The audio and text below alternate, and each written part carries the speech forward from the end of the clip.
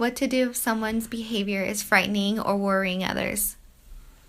I think one of the most important things is that if you're able to recognize that there's behavior patterns or some psychological issues that are apparent in somebody that makes it raise to the standard where you are concerned that they may do something to themselves or do something to others or may harm you, it's better to be safe than sorry and reach out to a peer or reach out to a supervisor, a guardian, some leaders that surround your environment and let them know what's going on so they also can give their opinion and see if there is something of concern and move that concern into an area in which they can try to support the individual who are showing these signs.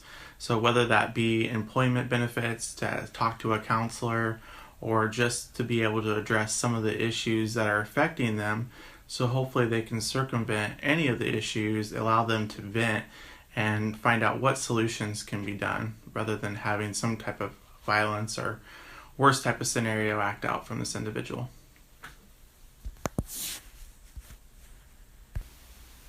What are some of the warning signs of someone that might be dangerous? The warning signs for someone to be dangerous, I'm going to kind of give you an example of internal and external, just from a familiarity point of like internal workplace practices and then also external as well. In our workplace, if we're looking for someone who may be potentially dangerous, whether it be after a termination from employment or just some signs that we're noticing inside the workplace, the first and foremost is actually verbal signs. Someone saying they're going to cause harm to someone being verbally abusive to a coworker or to a supervisor.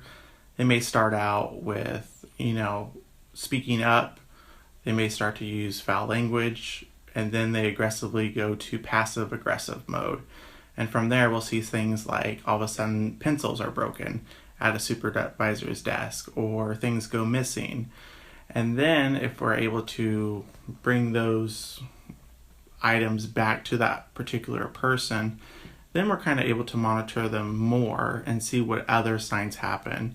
In our past, dealing with opposition or dealing with patients or dealing with hostilities between, a coworker and their ex-boyfriend, we tend to see a pattern as well of intensifying the type of aggression over a period of time. And so what I mean by that, we'll have, for example, like a domestic violence situation where a coworker is having problems getting away from their ex-boyfriend. And then we'll hear kind of verbal threats to that particular employee, maybe in their workplace, getting back to say that they're going to retaliate or make them look bad or lose their job. And then all of a sudden it moves on past that. And this has happened before is, the ex will break the phone. And then all of a sudden they'll wreck the car.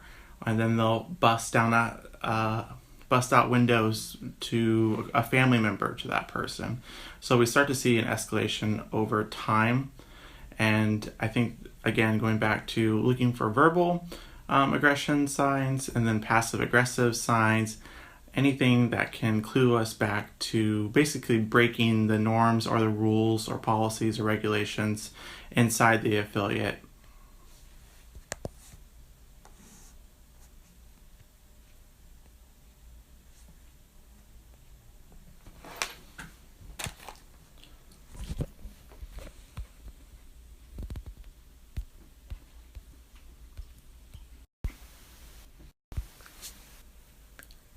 How can we understand the signs of how someone may become a shooter? Well, I think you have to look back at what it is that aggravates an individual to do a shooting.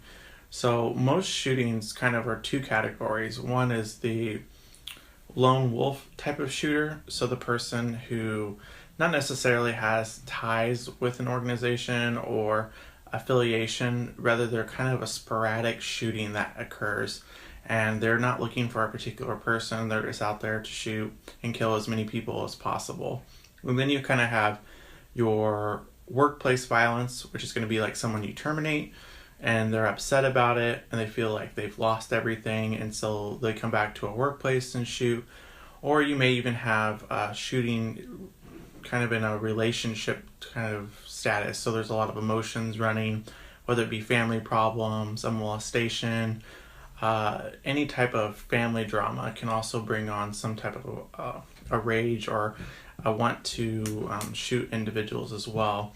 We think about school shootings in particular is one sign of those who come into school to act violence against others are usually those who are bullied.